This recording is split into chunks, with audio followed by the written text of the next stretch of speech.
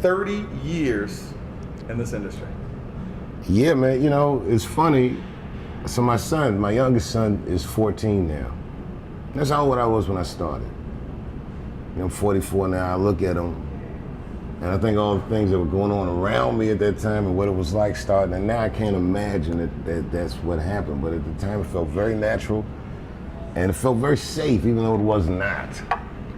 You know, I mean, but I'm just grateful, man. Like, to be able to do something like this for 30 years, I gotta be one of the luckiest people alive, man. Like, I don't know that I've ever really had any other job. How old were you when you made your first TV development deal? 19. My mother and my grandmother were freaked out. You know, I was the first person in my family not to go to college that had not been a slave. Right.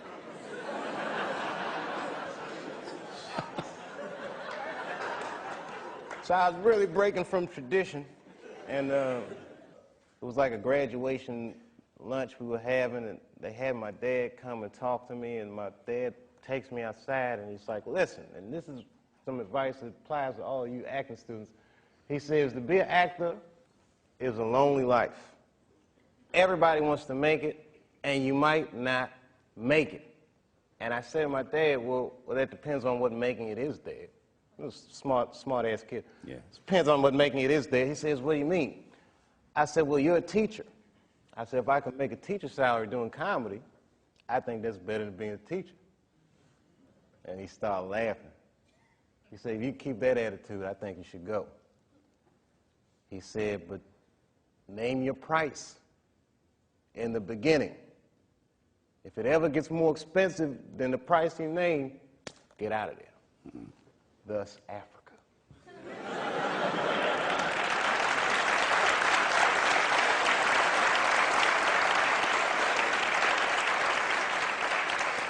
When Martin Lawrence was in that chair, we talked about Blue Streak. I love that dude. He played a role in your life, I believe. How do you feel about him as a person, as an artist? Martin Lawrence is the guy that showed everybody you can make it from D.C. to Hollywood. And I had a personal stake in his success. Every time he did something, it made me feel inspired and really good. And he was always real nice to me. He'd sit me down, what's going on with you, baby boy? What? We'd talk about comedy, whatever. And, you know, when we did Blue Streak, we were promoting it, and Martin had a stroke. He almost died. And then after that, I saw him, and I was like, oh, my God, Martin, are you okay? And he said, I got the best sleep I ever got in my life. That's how tough he is. So let me ask you this. What is happening in Hollywood that a guy that tough will be on the street waving a gun, screaming, they are trying to kill me? Yeah. What's going on? Why is Dave Chappelle going to Africa? Why does Mariah Carey make a $100 million deal and take her clothes off on TRL? A weak person cannot get to sit here and talk to you. Ain't no weak people talking to you.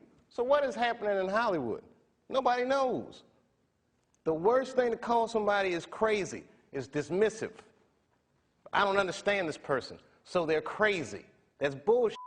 These people are not crazy. They're strong people. Maybe the environment is a little sick.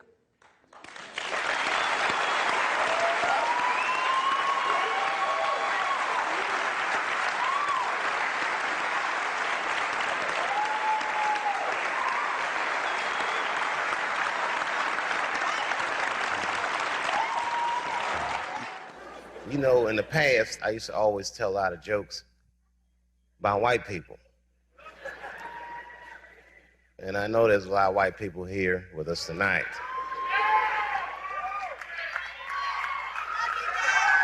Good evening, whites. Everybody knows what it's like to be embarrassed or to feel marginalized. The implication is authority. Nobody likes authority figures. When I say jokes about white people, don't think for a second that I'm talking about you.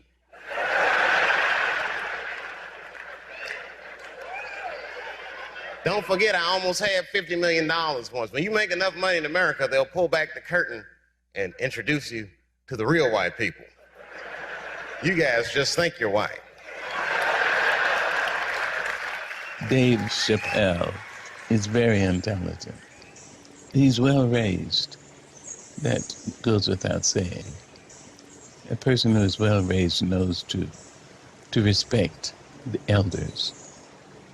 It doesn't mean that you have to agree with anything, even a little bit of what the elder says, but you respect the elder for surviving. It's so much bigger than money, though, Dave. It's so much bigger than money. Oh, no, it was bigger than money. But you know what? I watched one of these nature shows one time, and they were talking about how a bushman finds water when it's scarce. And they do what's called a salt trap. I didn't know this. Apparently, baboons love salt. Okay. So they put a lump of salt in a hole, and they wait for the baboon. The baboon comes, sticks his hand in the hole, grabs the salt makes his hand bigger, and he's trapped. He can't get his hand out. Now, if he's smart, all he does is let go of the salt. Baboon doesn't want to let go of the salt.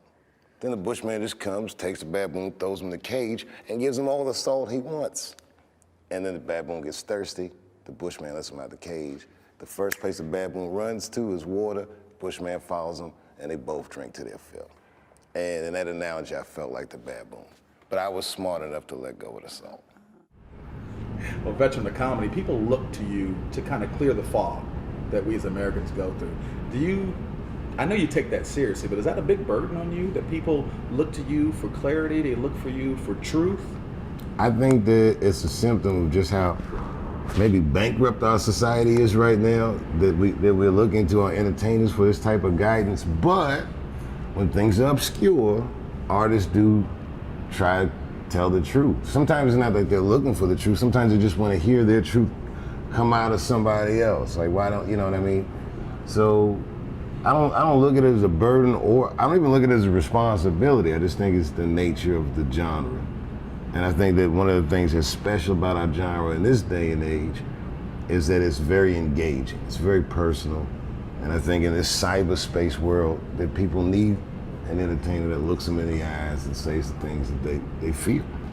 For all the things that I've done, I'm most renowned for what I didn't do.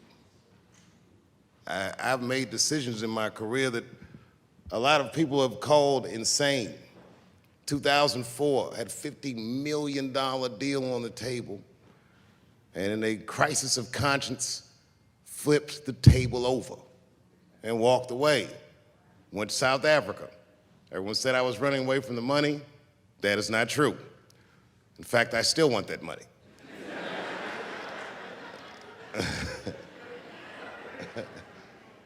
The idea that I wanted to just share with you guys is the idea that sometimes you do what you think is best, whether anybody understands it or not. I heard a story about my father where someone told me he used to do statistics for a company in D.C. The company he did statistics for started doing business with the South African government, so he quit his job. It's caused a lot of problems between him and his wife.